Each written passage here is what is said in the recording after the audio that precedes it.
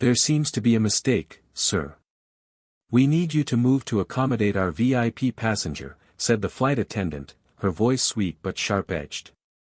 Her name tag read Brooke Langley, and her tone was heavy with condescension despite the courtesy of her words. This seat is reserved for our Titanium Club members only. You don't belong here. Standing behind her was Claire Davenport, a white woman dressed in a cream blazer and pearl earrings. She tapped her Cartier watch impatiently, her manicured fingers drumming a quiet rhythm as her eyes flicked between the attendant and the black man seated calmly in 2A seat she clearly believed was rightfully hers. I always sit there, Claire muttered under her breath, just loud enough for the nearby passengers to hear. It's practically my seat. The man Darius Cole looked up, a shadow of confusion crossing his face. He had done everything right, booked early, paid in full, arrived on time. He was a Titanium Club member with Alta Vista Airways, the most exclusive airline for elite domestic and international travel. Yet somehow, his presence in that seat was being treated like a mistake that needed correcting. Without hesitation, Darius reached for his leather wallet and pulled out his membership card. I'm a Titanium member, he said with quiet composure, his voice low but firm. This is my assigned seat. Brooke's smile tightened, her eyes flickering with surprise for just a moment then settling into steely determination. I understand, sir, she replied, gesturing slightly toward Claire. But this particular seat is typically reserved for a more regular traveler. Ms. Davenport here is a loyal frequent flyer, she always sits here. The implication was clear, regardless of Darius's status or ticket, he was not welcome in that seat. Not in her eyes. Not in Claire's eyes. And, judging from the awkward glances starting to ripple through the cabin, not in the eyes of several other passengers either. Around them, a subtle shift began to take place. Passengers turned their heads. A few tilted their phones upward, pretending to check messages, but their cameras were quietly rolling. Whispers started among the rows, faint but growing. What Brooke, Claire, and the crew didn't know was that this simple act of casual discrimination dressed up as policy enforcement would soon become something far bigger. Something they wouldn't be able to control. Because the man they underestimated, the man they tried to shuffle aside as an inconvenience, held their airline's fate in his hands. And soon, the entire country would know exactly why. Darius Cole wasn't just any passenger. At 42 years old, he was the founder and CEO of NextFrame Technologies, a $2.8 billion AI company headquartered in Austin, Texas. The firm specialized in advanced customer experience platform software used by Fortune 500 companies to detect and remove bias in customer service interactions. The very kind of discrimination he was now experiencing firsthand. It was ironic. Painfully ironic. Darius had built his company from the ground up, motivated by one singular promise, to make people feel seen, heard, and treated with dignity regardless of who they were. That promise was born in the streets of South Dallas, where Darius had taught himself to code at just 11 years old using a beat-up, second-hand desktop his mother bought from a church fundraiser. While other kids played Grand Theft Auto or Call of Duty, Darius was building games, then algorithms. Tiny programs turned into complex systems, early versions of the technology that would one day make him a multimillionaire. But his path was far from easy. When he was 16, Darius's father was killed during a robbery at the convenience store where he worked night shifts. The incident shook the community, but it shattered Darius's world. At his father's grave, he made a silent vow, one that would chart the course of the next 2 decades of his life. To create something that would force the world to see each person as a human first. That promise fueled his hunger. After high school, he turned down full scholarships in favor of starting his business from a tiny studio apartment above a laundromat. He coded for 18 hours a day, surviving on ramen noodles and freelance gigs while pitching investors who never believed someone like him could build something revolutionary. But he did. Now, 2 decades later, he stood at the helm of a company whose software quietly powered the customer experience behind some of the biggest names in air travel, hospitality, and retail. And now, he was flying to keynote the Global Ethics and Technology Conference in San Francisco, where he would address leaders from over 60 countries on the responsibility of AI in eliminating human bias. Earlier that morning at the Dallas-Fort Worth International Airport, Darius had been captured on surveillance footage doing what he always did, leading by example. He'd helped an elderly woman struggling to lift her suitcase onto the TSA conveyor belt. He held the door open for a family juggling toddlers and coffee cups. At the airport cafe, he thanked the cashier by name and tipped generously, not because he was being watched, but because that was who he was. A man of grace. A man of values. So when he chose Altavista Airways for this trip, it wasn't just for the luxurious, private suite-style seating or the high-speed in-flight Wi-Fi. He specifically chose Seat 2A because of its extra legroom, essential for him to review his final slides and rehearse on the flight. First class on Altavista didn't come cheap. A round-trip ticket from Dallas to San Francisco could run more than $5,000, roughly what some Americans pay in rent over 2 months. Their Titanium Club members were pampered with champagne, heated towels, gourmet meals, and lay-flat beds. It was the gold standard of elite air travel. But behind the polished branding and luxurious surface, Altavista Airlines had a problem: their systems were archaic. Customer service scores had begun to decline. They were struggling to modernize, and desperately needed a partner with cutting-edge tech to pull them into the next generation. They were, in fact, in the final stages of a $50 million partnership with NextFrame Technologies. What the flight crew didn't realize, what Brooke Langley and Claire Davenport couldn't have imagined, was that the man they were trying to remove from Seat 2A wasn't just a platinum member or a wealthy businessman. He was the very man their company had pinned their future on. And he was watching. Listening. Remembering. Brooke Langley had been with Altavista Airlines for nearly a decade. She took pride in her role, remembering regular passengers' drink preferences, ensuring the cabin gleamed before each flight, and maintaining a reputation for elegant hospitality. But more importantly, she had bills to pay. And Claire Davenport tipped well. Every time Claire flew, almost always in Seat 2A, Brooke could count on a folded $100 bill slipped quietly into her hand. It helped with her mortgage, with her son's braces, with car repairs. She didn't ask for the money, but she'd come to expect it. And today, the unspoken arrangement was being complicated by a man who, in Claire's eyes, simply didn't belong. "Sir, we have a Titanium Club member who always sits in this particular seat," Brooke repeated, leaning slightly toward Darius. "Would you mind moving to another first-class seat?" Her voice still held a veneer of politeness, but the underlying tone was one of expectation. "You should know your place." Darius looked up from his tablet. Calmly, he reached into his jacket pocket and retrieved his boarding pass, offering it without irritation. "I'm sorry, but this is my assigned seat," he said evenly. "I'm also a Titanium member." Claire, who had been standing just a few feet away, let out an exaggerated huff. "I always sit there," she said again, this time more loudly, just enough to ensure everyone in the front row could hear. "On this route, it's practically my seat." Passengers shifted uncomfortably in their seats. A few turned their heads. Others glanced away, pretending not to notice the rising tension. But everyone heard her. Brooke swayed slightly from foot to foot, clearly caught between the passenger who had the right and the one who held the money. "Sir," she tried once more, "perhaps you'd be more comfortable in a different section of first class." "No thank you," Darius replied, his voice steady, his tone final. "I chose this seat specifically for the legroom. I have work to do on this flight." Brooke's smile faltered.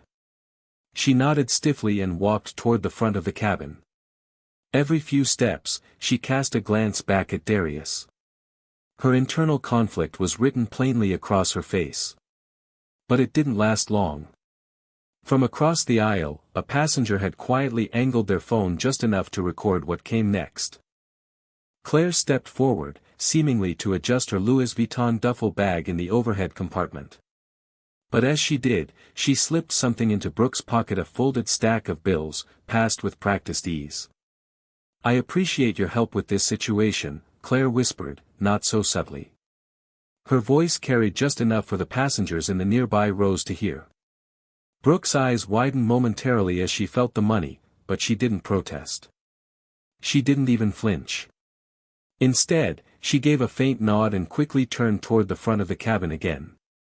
In that quiet, subtle moment caught on video by more than one phone, a simple seating dispute transformed into something darker. Something dangerous. A bribe. A transaction. The sale of dignity for a few $100s. From that second on, this was no longer a customer service misunderstanding. It was discrimination purchased and enforced. And it would not go unnoticed. Just minutes later, Spencer Hartman, the cabin supervisor, approached with a clipboard in one hand and the heavy walk of someone accustomed to being obeyed. He stopped beside Darius's seat with the authority of a man who expected immediate compliance. "Sir, we need you to move to accommodate our VIP passenger," Spencer said, loud enough for everyone nearby to hear. It wasn't a suggestion. It was a demand. Darius looked up, his calm intact. "I've already shown my boarding pass and my titanium club card," he responded, evenly. "This is my assigned seat." Spencer's jaw tensed. He leaned in slightly, lowering his voice but not enough. Passengers nearby could still hear every word. "Perhaps you're unfamiliar with how AltaVista operates," he said, his tone slipping into condescension. "We go above and beyond for our deserving passengers, those with established preferences. Surely you understand." More phones appeared. More eyes locked onto the scene. The cabin was no longer a place of quiet luxury. It had become a stage. And everyone knew something was about to explode. Claire stood in the aisle still, arms crossed, her handbag hugged tightly to her chest. She checked her watch again dramatically and let out a loud sigh that echoed through the first-class cabin. "I have a critical meeting in San Francisco," she declared to no one in particular. "I cannot be late because someone is sitting in my seat. This is absurd." Spencer, emboldened by Claire's performance, stepped in closer to Darius again. "Sir," he said, his voice dropping to a warning growl, "we can do this the easy way, or we can make this difficult. Your choice." His words hung in the air like a gun cocking. People were no longer pretending not to watch. The drama in Seat 2A was no longer private. And Spencer had no idea that the next words from the man he was threatening would not only spark a storm but expose an entire industry's rot from the inside out. The cabin of the AltaVista Airlines jet had gone silent, so quiet that the hum of the engines became the only steady sound. Passengers exchanged glances. Phones were no longer hidden, several were held openly, their cameras trained on the unfolding confrontation at Seat 2A. Spencer Hartman, the cabin supervisor, stood stiffly over Darius Cole, his authority now challenged in a very public way. The threat in his voice still lingered in the air, "Your choice." But Darius didn't flinch. He didn't raise his voice. He didn't fold. Instead, he calmly looked Spencer in the eye and delivered 6 words that shifted the balance of power instantly. "I'm not moving. This is my seat." His tone was flat. Unshaken. Not angry, just resolute. Spencer's face flushed. This wasn't the outcome he expected. He straightened his shoulders, adjusted his tie, and turned sharply on his heel without a word. His shoes clacked against the polished floor of the cabin as he strode to the front and grabbed the service phone from its cradle. Though his back was turned to the passengers, his body language was frantic. One hand gripped the phone tightly while the other gestured with frustration, clearly updating someone, possibly the cockpit, about the standoff. The tension in the cabin spiked. Meanwhile, Darius had turned back to his tablet. If you looked at him from behind, you'd think nothing had happened. His posture was relaxed. But behind his quiet exterior, his mind was racing not with panic, but with calculation. He knew how these scenarios played out. And more importantly, he knew how to handle them. 5 minutes passed. Then the cockpit door opened. Captain Jeremiah Barnes, a former Air Force pilot with 25 years of experience, stepped out. His expression was neutral but firm, a mask of professionalism worn by someone used to defusing situations before they spiraled. Following closely behind was Brooke Langley, the flight attendant who had started it all. She kept her gaze down, her face pale, her earlier confidence clearly shaken. Captain Barnes made his way to seat 2A, stopping just short of Darius's aisle. Spencer was already there, arms folded, eyes gleaming with the smug confidence of a man who believed backup had arrived to enforce his will. "Sir, I understand there's a situation," the captain began, his tone practiced and even. "Our crew has the authority to assign seats as needed to ensure passenger comfort and smooth operations. We're asking for your cooperation in relocating to another seat." The captain's words were polite, but the intent was unmistakable. "This is no longer a suggestion. This is an order." Darius slowly set down his tablet, then looked up at the trio standing over him. One seated man. 3 uniformed airline employees towering above. The power imbalance couldn't have been more obvious. "Captain," Darius said, his voice still composed, "I have a confirmed boarding pass and titanium status. I selected this seat for the legroom because I need to work during the flight. There's no policy that requires me to give up my seat for another passenger who simply prefers it." Spencer's lips curled into something that looked like a smirk. "Sir," he interrupted before the captain could respond, "if you continue to be uncooperative, we'll have no choice but to remove you from the flight." There it was, the threat. And this time, the entire cabin heard it. The murmurs among passengers intensified. Some were whispering to their seatmates. Others were texting furiously. And more than one phone was still recording. Darius raised his eyebrows slightly, the first real expression he'd shown since the ordeal began. "Are you threatening to remove me?" he asked clearly, "because I won't give up the seat I paid for?" His voice wasn't raised. It didn't need to be. The weight of his words, deliberate, unmistakable, cut through the cabin like a knife. Before the captain could speak, Claire Davenport jumped in, her voice rising to a near shriek. "This is ridiculous," she exclaimed dramatically. "I'm going to miss my connection. I've never been treated this poorly in all my years of flying." Several passengers exchanged looks of disbelief. The irony was lost on Claire but not on anyone else. Captain Barnes stiffened, realizing things were spinning out of control. "This is your final warning," he said to Darius. "Move to another seat, or we'll call airport security." That was the moment everything changed. Without a word, Darius reached slowly into his blazer and pulled out his phone. He unlocked it, opened the camera app, and began recording. "I want to be clear about what's happening here," he said to the camera, voice calm, tone even. "I'm being threatened with removal from this flight because I won't give up the seat I was assigned and paid for to accommodate another passenger's preference." Spencer's face turned crimson. He lunged forward and reached for Darius's phone. "Recording isn't allowed," he snapped. Darius pulled the phone back, keeping it just out of reach. "Actually," he replied, "there's no federal regulation prohibiting recording on a commercial flight unless it interferes with crew duties. I'm documenting this for my protection." That caught Spencer off guard. He froze, hand suspended mid-air, then lowered it with a clenched jaw. Brooke's eyes widened, and even the captain looked uneasy. The line had been drawn. And Darius Cole had chosen his side with unwavering clarity. What none of them knew was that outside the aircraft, justice was already in motion. The next sound to break the tension was heavy and deliberate boots on the cabin floor. 2 airport security officers had boarded the aircraft. Their appearance was the tipping point. The moment the first-class cabin transformed from tense and awkward, to something deadly serious. Every passenger could feel it. The 2 officers, clad in navy uniforms with gold nameplates and utility belts, made their way down the aisle. One carried a clipboard. The other scanned the cabin with a practiced eye, following the subtle wave of Spencer Hartman's hand as he pointed toward seat 2A. All eyes were on Darius Cole.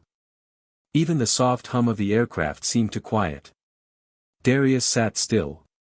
His back was straight. His phone, still recording, now rested on his lap, angled perfectly to capture everything. Though the eyes of nearly a dozen passengers and several phones were trained on him, his face betrayed no fear. No embarrassment. Only resolve. One of the officers stepped forward, pausing just inches from Darius. "Sir," he said formally, "we've been informed there's a situation requiring your removal from the aircraft." Darius nodded once. His tone remained level, his dignity untouched. "I'd like to understand the specific airline policy I'm violating," he said clearly. "I'm sitting in my assigned seat, with a valid boarding pass, and confirmed Titanium Club status." The security officers exchanged glances, brief, uneasy. They hadn't expected this. Hadn't been briefed properly. And from the way their expressions shifted, it was clear that even they were beginning to sense something was off. "Sir," the second officer replied, now avoiding eye contact, "you need to gather your belongings and come with us." Darius turned his gaze toward the three airline employees standing several feet away: Captain Barnes, Spencer Hartman, and Brooke Langley. His eyes landed squarely on the captain. "Am I being removed," he asked pointedly, "for refusing to give up my correctly assigned seat to another passenger?" There was a moment of silence so thick it nearly echoed. "You're being removed for creating a disturbance," Captain Barnes replied flatly. The hollowness in his words was audible. The room knew it. He knew it. A murmur spread through the cabin. An older man in the second row shook his head in disbelief. A woman sitting behind Claire wiped a tear from her cheek. Another passenger whispered under his breath, "This isn't right." Still, the officers stood there. Still, no one stopped what was happening. Darius began gathering his things. With calm precision, he closed his tablet case, slid his presentation notes into his leather briefcase, and stood. No resistance. No spectacle. Only silent strength. Claire Davenport remained in the aisle, arms folded. Her mouth twisted into a satisfied smirk as she watched Darius rise. Her seat was about to be returned to her. "Serves him right," a voice muttered. "He doesn't even look like someone who belongs in first class anyway." "He didn't do anything wrong," another voice called out. "I'm recording all of this," a woman across the aisle announced. But despite the murmurs of support, despite the obvious injustice, Darius was escorted off the plane. He walked with his head high, his shoulders squared. He didn't look back. Not once. Even as phones filmed his departure, even as whispers followed him down the aisle, he kept moving. His composure never cracked. As he passed Spencer, a moment occurred that would later become critical. Claire, believing herself unnoticed, leaned toward Spencer and slipped something into his pocket. Another folded bill. "Thanks for handling that situation," she whispered. Her voice was low, but in the silence of the cabin, still very much audible. First class should have standards. Phones caught the exchange. Her words. The bribe, the smirk, all of it. Darius stepped off the plane with one last glance toward the fuselage, toward a cabin full of passengers who had just witnessed not only discrimination, but complicity. And then, with his phone back in hand, his fingers tapped quickly across the screen as he composed a message. To Elise Thompson, his COO. Text message, sent 10:46 a.m., "I was removed from the plane. They picked the wrong person to humiliate." Darius Cole sat alone in the quiet of the private lounge at San Francisco International Airport, his laptop open, his phone vibrating every few seconds. But he wasn't rattled. He was focused. The airport security officers who had escorted him off the plane now lingered nearby, exchanging hushed words and uncertain glances. One of them, Officer Ramirez, stood off to the side, reviewing the digital incident report on his department-issued tablet. As he scrolled through the notes, his brows furrowed. The report described Darius as non-compliant, verbally aggressive, and uncooperative. But the witness statements, many of which had already been submitted by passengers via social media, told a different story. Darius hadn't raised his voice. Hadn't resisted. Hadn't even stood until he was asked. Ramirez's posture shifted. He approached Darius cautiously, tablet in hand. "Sir," he began, his voice laced with unease, "I believe there may have been a misunderstanding.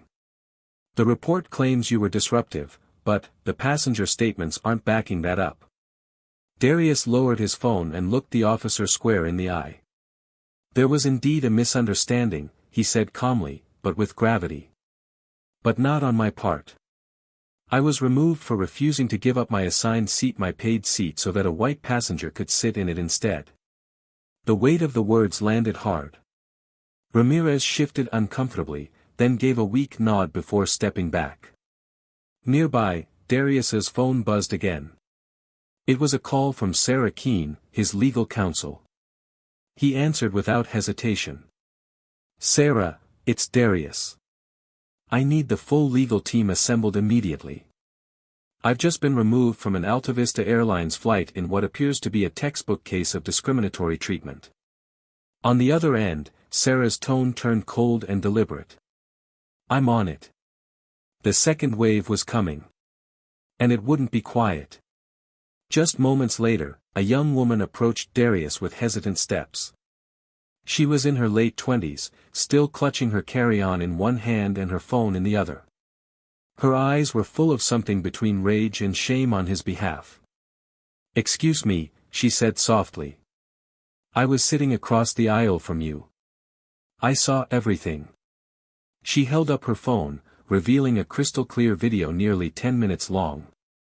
It showed the entire sequence: the first condescending request from Brooke, Claire's smirking entitlement, the money pass to Spencer, the tone shift from polite to threatening. Every word. Every insult masked as policy. Every act of complicity. "I followed you off the plane because I couldn't sit there and pretend that was okay," she said, her voice trembling. "I recorded everything. And I want you to have it." Darius blinked, then offered her the warmest expression he'd shown all day.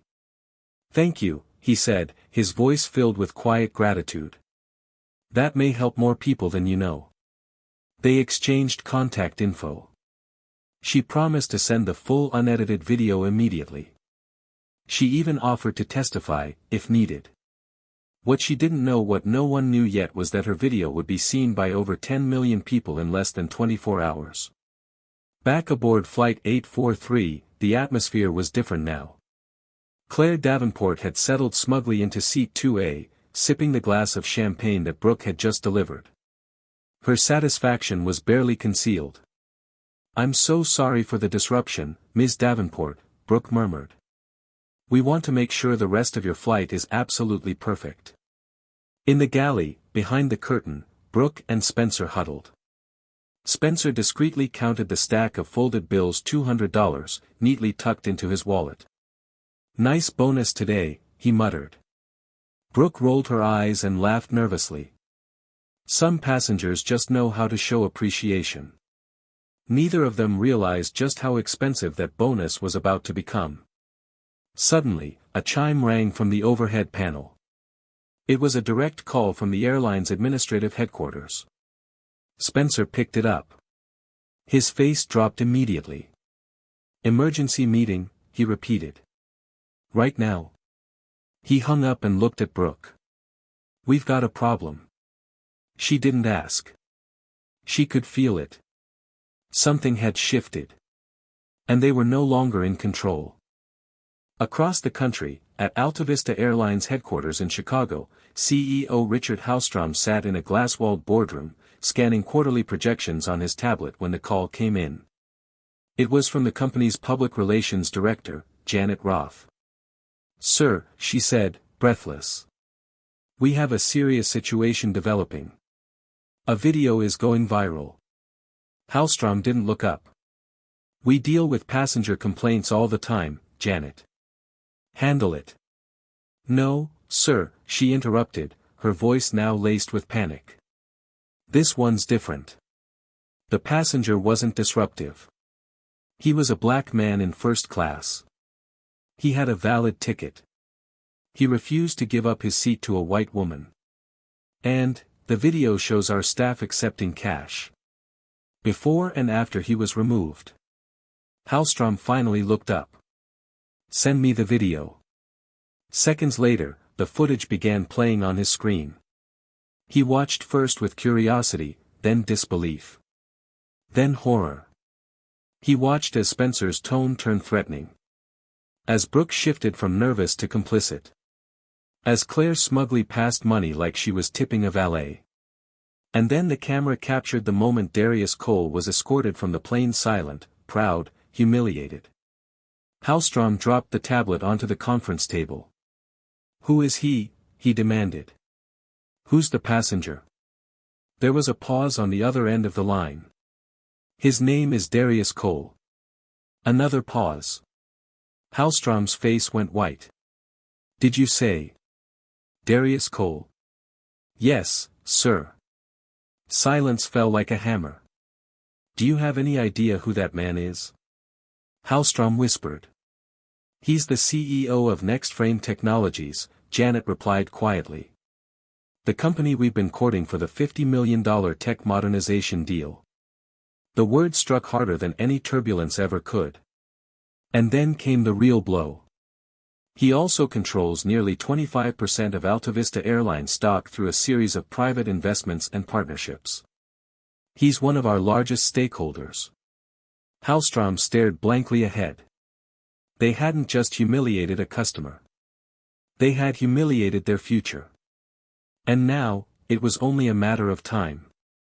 In a quiet corner suite of Terminal 2 at San Francisco International Airport, Darius Cole sat at a long walnut conference table, surrounded by his most trusted executives. The room had filled quickly within 30 minutes of his message. His COO Elise Thompson had arrived with NextFrame's general counsel and head of corporate communications. Laptops flipped open. Screens lit up. Phones buzzed without pause. This video's already hit 2 million views, the communications director reported, holding up her phone. It's being picked up by every major outlet. CNN, NBC, even The Verge. Hashtags are trending across platforms. Hashtag Flying While Black, hashtag AltaVista Exposed, hashtag Seat 2A. Darius looked over at Elise, who met his gaze with a slow, knowing nod. They don't realize we were already evaluating their company, she said, her voice flat with disbelief. We had analysts deep inside AltaVista for culture assessments. They gave us their real selves today, no filters. Darius didn't reply. He didn't need to. What had happened on that plane had given him more insight into AltaVista's culture than any internal audit ever could. Meanwhile, 3 time zones away at AltaVista headquarters in Chicago, chaos had erupted. Screens in the executive suite displayed the growing digital wildfire, over 5 million views and counting. Celebrity influencers were weighing in. Journalists were requesting official statements. Airline stock had already dipped 12%, with analysts warning of a 30% nosedive if corrective action wasn't taken by the end of the trading day. In the middle of it all, CEO Richard Hallstrom sat pale and still as his chief of staff rushed into the boardroom. Sir, she said, holding up a phone. Darius Cole's office is on the line. He's willing to speak with you directly. Hallstrom hesitated only a moment before accepting the call. He pressed the speaker button, and the room fell into total silence. Mr. Cole, Hallstrom said, attempting calm professionalism, I want to personally extend our deepest apologies for the inexcusable incident that occurred this morning. Before he could continue, his chief financial officer burst in with a stack of documents. Wait, he interrupted, scanning the pages. The Darius Cole. Next frame Darius Cole. Hallstrom nodded grimly. Yes. On the speakerphone, Darius's voice came through measured, composed, and sharp as steel. Mr. Hallstrom, I appreciate your willingness to speak with me. You may not be aware, but through private equity vehicles and strategic partners, I currently own approximately 25% of AltaVista Airlines stock. Gasps echoed across the room. That's a controlling stake when combined with your top 4 minority investors, Hallstrom said, voice trembling slightly. I'm calling an emergency shareholder meeting, Darius continued, unfazed. Today. The events that unfolded raise serious concerns about AltaVista's corporate culture and its treatment of passengers. Panic began spreading like fire among the executive team. Darius didn't raise his voice once. He didn't need to. Every word was a verdict. Later that afternoon, in the highest executive boardroom of AltaVista's Chicago headquarters, board members arrived in a rush. Some were still in casual clothes, others clearly pulled away from family or weekend activities. The energy in the room was tense, electric. No one dared speak over the low buzz of nervous conversation. Then the door opened. Darius Cole entered. The room fell absolutely still. He was dressed in the same suit he had worn earlier that day, when he was humiliated and escorted from the plane. But now, in this room of glass, wood, and polished metal, he commanded every inch of attention. Behind him came Elise, their legal counsel, and 2 additional executives whose expressions matched the moment, serious and ready for war. AltaVista CEO Hallstrom stood and reached for the remote. The lights dimmed. On the screen, the video played. Everything. From Brooke's first patronizing comment to Spencer's threatening tone. From Claire's smug entitlement to the damning moment she slipped money into Spencer's pocket not once, but twice. The video ended. No one moved. No one spoke. For 30 full seconds, silence reigned. Finally, Hallstrom cleared his throat. Mr. Cole, we offer our deepest apologies. This doesn't reflect our company's values and... I'm not interested in apologies, Darius interrupted. His voice was calm, but carried the full weight of truth and fury. Gasps rippled through the room. As your largest individual shareholder, I have 2 announcements, he continued, stepping forward. First, every staff member involved in this incident is to be terminated immediately. Hallstrom blinked. Mr. Cole, perhaps suspensions could. Not negotiable, Darius cut in. Second, I'm canceling the proposed $50 million contract between NextFrame Technologies and AltaVista Airlines. The air was sucked from the room. One board member swore under his breath. Another sat back and exhaled like he'd just been hit by a truck. If you refuse to act, Darius added, I will liquidate my shares 25% on the open market and pull my support publicly. What do you think happens to your stock price then? The answer came not from a board member, but from a financial analyst who rushed in with a tablet. Sir, the stock is already down 12%, and plummeting. If Mr. Cole follows through, we're looking at a possible 30% collapse by end of day. Everyone turned to Hallstrom. And Hallstrom turned to Darius. He knew. This wasn't about business anymore. It was about survival.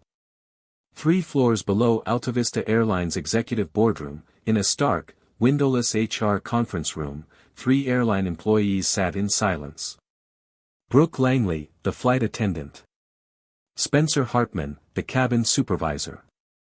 Captain Jeremiah Barnes, the senior pilot. None of them had been told why they were called in. But the way security officers flanked the door, their posture rigid and their expressions unreadable, told them all they needed to know. This wasn't a routine debrief. At exactly 4:30 p.m., the Director of Human Resources, flanked by AltaVista's legal counsel, entered the room. She carried 3 identical folders and didn't bother sitting down. I'll be direct, she said, placing the folders in front of them. Your employment with AltaVista Airlines is terminated, effective immediately. It landed like a blow. Brooke gasped, her hand flying to her mouth. Spencer's face turned a deep shade of red, his jaw tightening in disbelief. Captain Barnes, once the face of calm control in flight, closed his eyes and let out a slow breath, as if aging 5 years in one exhale. This is outrageous, Spencer blurted, his voice rising. We followed procedure. That passenger was being uncooperative and... The HR director cut him off without looking up. She opened a laptop and rotated it toward them. The viral video began to play.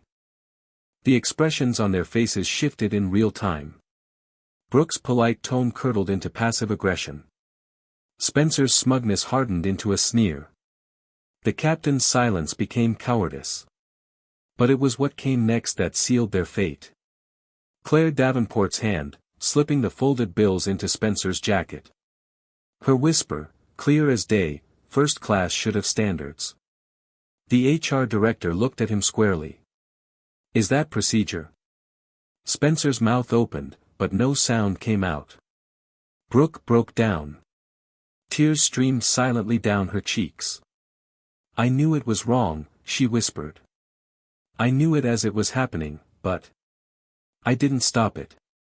Captain Barnes spoke next. I trusted my crew's judgment, he said quietly.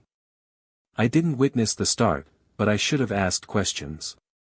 I should have stepped in.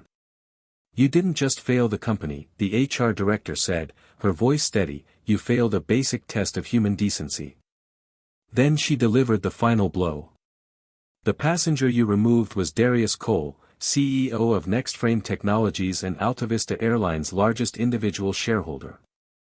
The silence that followed was absolute. Spencer slumped back in his chair, color draining from his face. Brooke covered her mouth again. Captain Barnes just closed his eyes. You'll be escorted to collect your belongings and then to the exit, the HR director continued. Your final paycheck will include 2 weeks of severance, more than generous, given the circumstances. As security officers opened the door, the 3 former employees stood. Their steps were slow. Unsteady. And for the first time, they understood exactly what Darius Cole had felt walking down that plane aisle hours earlier. Eyes watching. Phones ready. No chance to speak. Just the cold reality of being cast out. The symmetry was harsh and perfect. Meanwhile, in AltaVista's main auditorium, over 600 employees had been summoned for an emergency company-wide announcement. The massive screen at the front of the room flickered on as CEO Richard Hallstrom walked on stage, flanked by none other than Darius Cole and his executive team. Every conversation ceased. This morning, Hallstrom began, AltaVista Airlines failed one of our passengers in the most fundamental way. He paused, letting the gravity of the words sink in. That failure was not an isolated incident. It was the symptom of something deeper, systemic bias that we have ignored for too long. He gestured to Darius. A spotlight hit him. Darius stepped forward. His voice, when it came, was calm but thunderous. This isn't just about punishing the people involved, he said. It's about transforming your entire culture. What happened to me today happens to people without my resources every day. Silence. Dozens of heads nodded. Others lowered their eyes. Starting immediately, Hallstrom said, reclaiming the mic, every employee of AltaVista Airlines, every single one, will undergo comprehensive bias and ethics training, developed by NextFrame Technologies. This will be required before returning to service. A murmur swept through the room. But that wasn't the end. For 48 hours, he added, AltaVista Airlines will suspend all operations. All flights. All services. Grounded for the first time in company history. The room gasped audibly. In an industry where minutes cost thousands of dollars, a 48-hour shutdown was unheard of. Financially devastating. Logistically impossible. But necessary. Because now the airline wasn't just protecting a brand, it was trying to save its soul. From the stage, Darius watched the stunned faces of pilots, mechanics, managers, and flight attendants. Some looked defiant. Some relieved. But most, thoughtful. This wasn't the end of the story. This was the beginning of something else entirely. The next morning, the departure boards at every major airport across the country told the same strange story: flight cancelled, company-wide training in progress. At terminals in Los Angeles, Atlanta, Chicago, Denver, and New York, frustrated passengers stood in line, trying to rebook, reroute, or simply understand. But inside Alta Vista Airlines, something remarkable was happening. In conference rooms, break areas, and hangars repurposed as temporary training centers, flight attendants, baggage handlers, corporate executives, and even mechanics sat side by side. Each wore the same name badge sticker. Each had the same uneasy expression. For the first time in its 30-year history, Alta Vista Airlines had grounded its entire fleet not for weather, not for technical failure but to look in the mirror. Darius Cole's team from Next Frame Technologies had transformed the training curriculum into something far beyond a checklist of corporate buzzwords. The program was immersive, raw, and at times brutally honest. Through AI-powered simulations and live role-play exercises, employees were forced to confront their assumptions, their unconscious biases, and the subtle systems of privilege embedded in their decision-making. It wasn't easy. Many walked out of the first session shell-shocked. Some were defensive, angry, even tearful. But no one could say it was superficial. This was the real work of transformation. Darius made a point to attend several sessions personally. He didn't give speeches. He sat quietly in the back and listened. But when he spoke, he did so with gravity. What happened to me was captured on video. But what happens to people who don't have the platform I do? Who don't own stock or have legal teams on speed dial? They go unheard. That ends here. In one particularly emotional session, a flight attendant in her late 30s stood and shared how she had ignored an incident similar to Darius's a year prior. A black mother and her young son had been asked to move seats for a VIP flyer. She had followed orders. She had said nothing. Tears welled in her eyes. "I didn't speak up then," she whispered. "But I will now." The program rippled through the entire organization. From the boardroom to the tarmac, no department was exempt. Executives who had never set foot on a flight were placed in simulation chambers that reversed power dynamics, forcing them to experience what it felt like to be dismissed, overlooked, or profiled. Outside of Alta Vista's corporate walls, the world was watching. Media coverage had shifted. Once framed as another viral incident, the story had evolved. It was no longer just about discrimination. It was about what came after. About whether a company could truly rebuild. Darius, for his part, refused all interviews. "Let the work speak," he told Elise. And it did. Stock prices stabilized. Then began to rise again. Independent auditors hired by NextFrame to ensure transparency confirmed that systemic changes were underway, zero-tolerance discrimination policy added to employee contracts. Mandatory reporting protocols for misconduct. Anti-bribery compliance officers assigned to every flight zone. Quarterly anonymous surveys to measure onboard passenger treatment across race, gender, and income level. And the impact was felt quickly. A Latina business traveler in Houston tweeted, "Had a problem with my seat on Alta Vista today. They didn't ask me to move. They listened. First time I felt like a real first-class passenger in years." A black couple flying from JFK posted a photo, champagne. Sure. But this smile is because no one questioned whether we belonged in row 1A and 1B. As promised, Darius began to reinvest gradually but only after measurable benchmarks were verified. He wasn't interested in PR. He wanted proof. Internally, Alta Vista's hiring practices were overhauled. For the first time, they began recruiting actively from HBCUs, community colleges, and underrepresented tech pools. They also introduced a reverse mentorship program, where executives were paired with frontline workers from diverse backgrounds for quarterly feedback exchanges. Not everything was smooth. There were pockets of resistance. Anonymous posts on industry forums accused the company of overcorrecting. A few seasoned employees quietly left. Some weren't ready for the change. But for those who stayed, something began to shift. Not in policy. In culture. They started speaking up not because they were told to, but because they finally believed they could. Back in San Francisco, 6 weeks after the incident that changed everything, Darius stood on the stage of the Global Ethics and Technology Conference. His keynote address had drawn a record crowd. He didn't speak of code, algorithms, or machine learning. He spoke of dignity. Technology doesn't change hearts. People do. Systems don't develop empathy. Stories do. Culture isn't built in silence.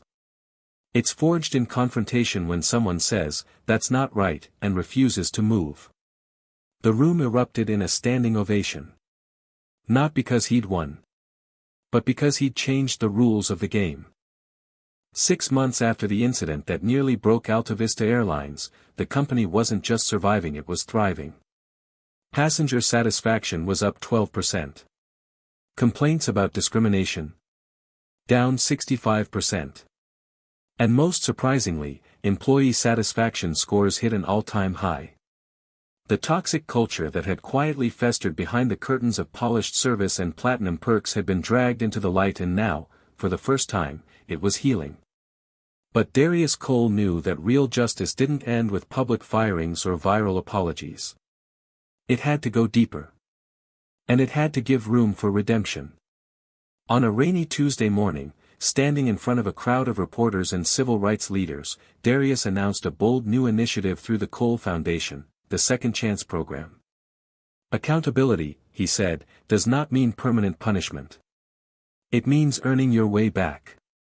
The program was designed for individuals who had lost their jobs due to discriminatory conduct, not to excuse their actions, but to help them reckon with them, and change. It offered rigorous training in racial and cultural bias, restorative justice workshops, public service and reparation modules, career counseling, mentorship, and recertification tracks. 3 people were among the very first to enroll: Brooke Langley, Spencer Hartman, Captain Jeremiah Barnes. None of them expected the invitation. But they accepted it. And the road ahead wasn't easy. The program began with something deceptively simple and deeply difficult: truth-telling. Trevor, Spencer's real first name, sat in a circle of strangers, explaining how he grew up in a home where casual racism was a background hum, unnoticed, unexamined. He had never used slurs. Never joined hate groups. So he had considered himself one of the good ones. But that's the problem, he admitted, his voice breaking. I thought just not being hateful was enough. I didn't realize how deeply rooted the system is, until I became part of it. Jessica, Brooke's real name, focused on moral courage and the price of silence. I knew what was happening was wrong, she confessed, eyes downcast. But I was afraid of losing my job, of causing a scene, of the backlash. I chose fear over doing the right thing. And that's something I carry every day. Captain Barnes, a decorated pilot with 30 years in the skies, had perhaps the hardest journey.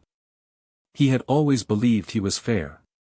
That he saw all passengers equally.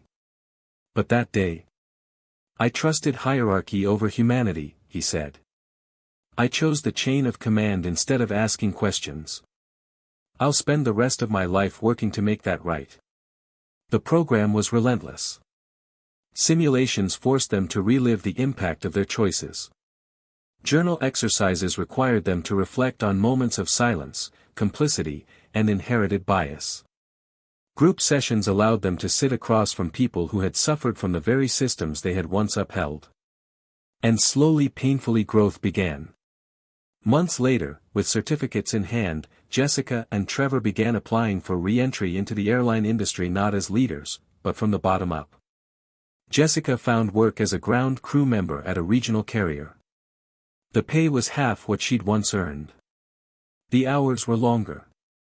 But she showed up every day, proud that someone had offered her another shot. Trevor followed a few weeks later, working baggage handling at another airline. It wasn't glamorous. But he'd stopped looking for glamour. Now, he was building something he'd never had before: integrity. Captain Barnes, at his age and stage, wouldn't fly commercially again. But he found new purpose joining the Second Chance program as an educator, teaching ethics to other airline professionals. "I can't undo that day," he told one group, "but I can make sure it never happens again on your watch." Outside the program, AltaVista's transformation was measurable. Independent surveys showed for the first time Black, Hispanic, and Middle Eastern passengers reporting treatment equal to or better than white passengers. A milestone the industry had never reached. And the man who had sparked it all. Darius sat once more in a private meeting with AltaVista CEO Richard Hallstrom, reviewing a fresh report of verified metrics. "You've shown real change," Darius said, sliding the folder closed. "That deserves recognition." Hallstrom nodded. "It hasn't been easy," he admitted. "But it was necessary. What happened on that plane forced us to confront things we'd ignored for years." Darius leaned back in his chair, thoughtful. "That's how change happens," he said. "Not through comfort. Through confrontation." The two men stood. Not adversaries. Not yet friends. But partners in something rare, an honest reckoning with the past and a reimagining of what justice could look like. What began as a single incident on Flight 843 had now become a blueprint for change, one that other airlines couldn't ignore. Over the next few months, executives from Delta, American, and United quietly reached out to NextFrame Technologies, inquiring about their training modules and ethical simulations. Several requested private consultations. Others asked for full program licensing. What had started as a PR catastrophe for AltaVista Airlines had triggered an industry-wide introspection. For the first time in aviation history, there was a serious, public conversation about bias, not just in hiring, but in seating assignments, gate agent discretion, in-flight upgrades, and on-board treatment. Federal transportation committees requested B. Darius Cole became an accident. He didn't plan. But the combination of what he stood for, what he suffered, and how he responded made him Sami a mirror.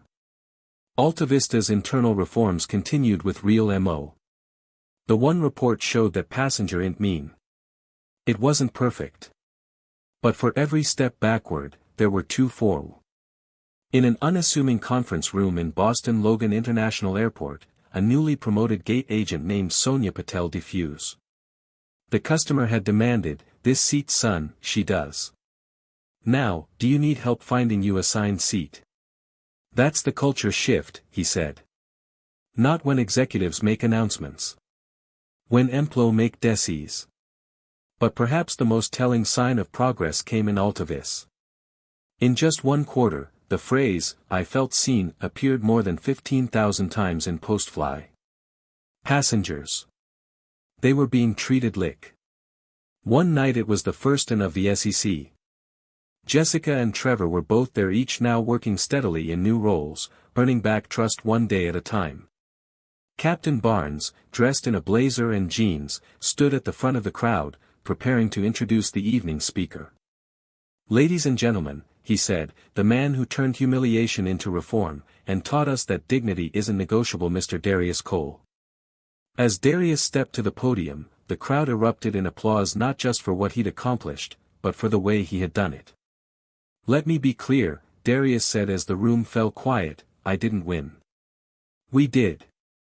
Every person who said no to injustice. Every employee who chose to unlearn. Every passenger who picked up a phone and recorded instead of looking away. We're not here to shame. We're here to build something better. And if an airline can change, maybe, so can everything else." There was no standing ovation this time. Just silence. Deep. Respectful. Moved. The kind of silence that doesn't ask for applause. It asks for action. This isn't just a story, it's a wake-up call. When Darius Cole, a black tech CEO, was humiliated, bribed against, and forced off a flight despite having a valid first-class ticket, the world watched. But instead of fighting back with anger, he responded with ownership, power, and purpose. He didn't just expose a broken system. He transformed it. 25% stock ownership, $50 million tech deal pulled. Airline-wide shutdown for anti-bias training. Fired staff. New policies. And a second chance program that gave even the guilty a path to redemption. That's real justice. That's real leadership. If you believe dignity should never be negotiable, no matter your race, income, or appearance, hit that subscribe button right now. Drop "justice" in the comments and tell us what you would have done in seat 2A. Share this with someone who needs to know power doesn't need to shout, it just shows up and changes the rules. Because next time it might not be a CEO. It might be you.